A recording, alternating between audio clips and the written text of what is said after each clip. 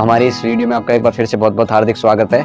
तो आज मैं बात करता हूं कुछ बच्चों के ऊपर। और देखो, सब चाहते हैं कि हमारे बच्चे जीवन के अंदर बहुत उत्कर्ष के ऊपर चले जाए, उनका डेवलपमेंट हो, उनका विकास हो और अपने जीवन की उन ऊंचाइयों को छुए जिनके लिए उनको मनुष्य का जन्म मिला है। लेकिन उस काम को करने से पहले मैंने जो कुछ खुद का अनुभव, जो मेरा खुद का एक्सपीरियंस, उसको मैं आपके सामने शेयर कर रहा हूँ इस वीडियो के माध्यम से। देखो, सबसे पहले तो बच्चों को उस काम को कराने के लिए जिसको आप चाहते हो कि भाई बच्चों को ऐसा हमको बनाना है, जब उनकी छोटी उम्र होती है, यानी कि 14 से लेकर के 15 वर्ष तक, 14-15 वर्ष तक, पहली से लेकर के दूसरी, तीसरी, चौथी, पांचवी, छठी, सातवीं, आठवीं, नौवीं, 10वीं, 11वीं, 12वीं, ऐसे करके जो भी हमारी कक्षाएं होती है वहां तक और लंबे समय काल खंड तक उनके ऊपर हमको ना फोकस करना चाहिए। हम क्या करते हैं, हम अपने काम तो करते हैं, लेकिन हम उनके बिहेवियर के ऊपर कभी भी फोकस नहीं करते। हम उनको ऐसे समाज के अंदर खुला छोड़ देते हैं। इसलिए जो वो समाज में आंखें खुली हुई है, कान खुले हुए, जो भी चीजें वो देखते हैं उसी की तरह वो उनका जो कैरेक्टर होता है वह निर्मित हो जाता है। लेकिन हमको क्या करना है, अगर देखो, जो चाहता है कि हमारे बच्चे जीवन में उत्कर्ष को प्राप्त हो, ऊंचा उठे, वो इस काम को करेगा, वो थोड़ा बहुत इस चीज के ऊपर ध्यान दोगा। देखो, आप कच्ची चीजों को आपको बदलना बड़ा आसान है। मेरा जो मेन बात है ना, मेरा कहने का अभिप्राय मेरा यही है इसमें, जब बच्चे कच्चे होते हैं ना, छोटे छोटे होते हैं, तब उनके अंदर परिवर्तन इतना ज्यादा संभव हो सकता है। और बड़ी उम्र में उनके अंदर परिवर्तन हो ही नहीं सकता, उनके अंदर बदलाव नहीं हो सकता, ना तो वो खुद भी नहीं कर सकते, इतना सामर्थ्य उनके पास नहीं हो जाता। अपवाद रूप में कोई ऐसे उदाहरण मिलता है कि बड़ी उम्र में जाकर के किसी ने कोई अपने अंदर परिवर्तन कर लिया हो। लेकिन अगर देखो, पहले किसी चीज को ना एक सेव देनी पड़ती आपको। अगर मान लीजिए पेंसिल है, जैसे मैं पेंसिल का उदाहरण बच्चों को ज्यादातर दिया करता हूँ। कोई भी जब हम काम करते हैं तो उस काम में हम अपने आप को ट्रेंड करते हैं। जब आपको कॉपी के ऊपर कुछ लिखना है, आपका नाम ही लिखना है, या फिर आपको कुछ लेख लिखनी है, कुछ भी लिखना है, इंग्लिश में राइटिंग करनी है, कुछ भी करना है पेंसिल से, तो आप क्या करते हो, सबसे पहले पेंसिल को छीलते हो। जब वो छिल जाती है तो उसको आकृति कैसी हो जाती है, पैनी हो जाती है, लंबी हो जाती है। तब उसको चला करके आप उसको कॉपी के ऊपर लिख सकते हो। लेकिन अगर देखो, सोचो, बच्चे भी कच्चे गड्ढे हैं, बिना छिली पेंसिल की भांति है। अगर उनको हम अंदर से मोटिवेट नहीं करेंगे, अगर उनको हम अंदर से तैयार नहीं करेंगे, तो आप कैसे उसको अपने हिसाब से चला पाओगे। उसको चलाने के लिए सबसे पहले आपको उसको छीलना पड़ेगा, छील करके तब उसको कॉपी के ऊपर चलाना पड़ेगा। उसी प्रकार से पहले बच्चों को कुछ चीजें सिखानी पड़ेगी, उनको ट्रेंड करना पड़ेगा, उनको सीख देनी पड़ेगी और उनके पीछे लगना पड़ेगा। कुछ दिनों तक उनके पीछे ऐसी मेहनत करनी पड़ेगी। हमारे गुरुकुलों के अंदर यही प्रणाली हुआ करती है। सबसे पहले बच्चों को उसी तरह से ढाल दिया जाता है जिस तरह से उनको बनाना है, और उसके बाद उनका विकास हो सकता है। यहाँ क्या होता है, बच्चे स्कूल के अंदर चले जाते हैं, लेकिन स्कूल के अंदर वो जाते पढ़ने के लिए, लेकिन वहाँ ऐसा लगता है जैसे कि महाभारत को लड़ाई झगड़ा के युद्ध के मैदान के अंदर जा रहे हैं। वो उसको मार रहा है, वो उसको मार रहा है, ऐसी मतलब हिंसात्मक प्रवृत्ति पैदा हो चुकी है। लेकिन हमको उनको रास्ते के ऊपर लेकर के आना है, तो हमको क्या वहां छोड़ना चाहिए? मेरे हिसाब से तो नहीं छोड़ना चाहिए। फिर आप कहोगे स्कूल छुड़वा दे, नहीं, स्कूल छुड़वाने की बात नहीं है। उनको एक ऐसा एनवायरनमेंट हम क्रिएट करके देते उसमें वो पनप सके।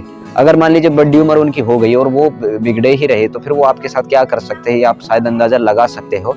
इसलिए बड़ों के लिए छोटा सा उपदेश मेरा यह है कि बच्चों के ऊपर थोड़ा सा मेहनत करे, काम करे।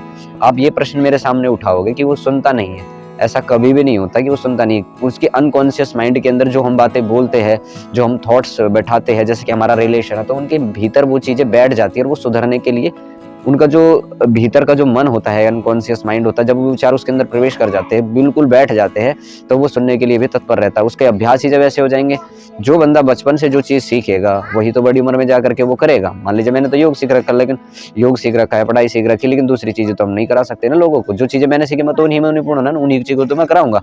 तो उनको या तो जबरदस्ती करके कैसे भी करके उनको पहले उस चीज में आप निपुण कर दो। देखो, उस चीज को ढाल दो, ढालने के बाद में उसका खुद का ही वश नहीं रहेगा कि वो कैसे काम करे। उसकी प्रकृति ऐसी बना दो ना, उसका शरीर ही ऐसा डेवलप कर दो, ताकि वो अपना जो भी काम करेगा उस अपनी दिनचर्या के अकॉर्डिंग, उस अपने काम के हिसाब से वो अपना काम करे।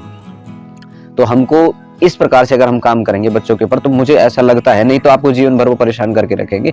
ये बिल्कुल पक्का है। मतलब कि मेरा खुद का इतना अनुभव है, 500 से ज्यादा मैंने बच्चों को पढ़ाया है। तो मैं इसलिए अपने इस ज्ञान को, अपनी इस नॉलेज को इस वीडियो के माध्यम से आपको शेयर कर रहा हूँ। बच्चों को ट्रेंड करने के लिए ना, पहले कुछ 2 महीने, 3 महीने, 4 महीने उनके ऊपर वर्क करो, काम करो थोड़ा सा। तो अपने दैनिक काम को करते हुए भी ये सोचो, स्कूल वाले नहीं करेंगे,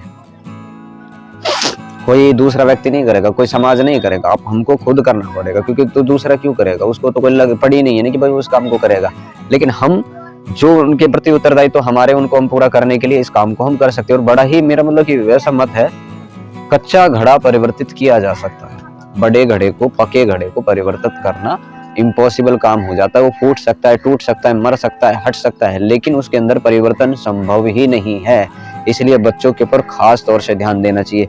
पूरे समाज को ठीक करना है तो बच्चों को ठीक करना पड़ेगा। मैं कहता हूँ कि अगर पहली कक्षा को ठीक रखोगे तो दूसरी ठीक होगी, दूसरी को ठीक रखोगे तो तीसरी ठीक होगी, तीसरी को ठीक रखोगे चौथी क्लास ठीक होगी, चौथी को ठीक रखोगे, पांचवी क्लास। कक्षाओं में जो विद्याएं जो पढ़ाई जाती है उन्हीं के माध्यम से, उन्हीं के हिसाब से मैं आपको ये बातों को कह रहा हूँ और समझा रहा हूँ। बच्चे आपके हैं, आप ही के बच्चे हैं, सारे के सारे जितने भी हैं जो आपके रिलेशन में रिलेटेड है, उन्हीं को आपको ठीक करना है। वही आपकी बात नहीं मानेंगे तो आप फिर है ना दुख को प्राप्त हो जाओगे, आपको अपार दुख मिलेगा। मेरा छोटा सा फॉर्मूला है, पहले उनको ढाल दो और इस चीज को ना प्रयोग करके देखो। मैंने बच्चों को ना यज्ञ सिखाया, कुछ ऐसी चीजें उनको मैंने सिखाई जिनके माध्यम से उनकी आदत ही ऐसी पड़ गई, उनके मन में ही ऑटोमेटिकली ऐसे विचार पैदा होते हैं। संस्कारित उनको कर दिया गया तो उनके मन में ऐसे विचार पैदा होता है कि मुझे ये करना चाहिए, ये करना चाहिए, ये करना चाहिए। तो ऐसे जाकर के छोटा सा उपाय, मेरी बहुत सामान्य सी भाषा के अंदर मैंने आपको ये वीडियो शूट करके बता रहा हूँ, फर्क पड़ता है।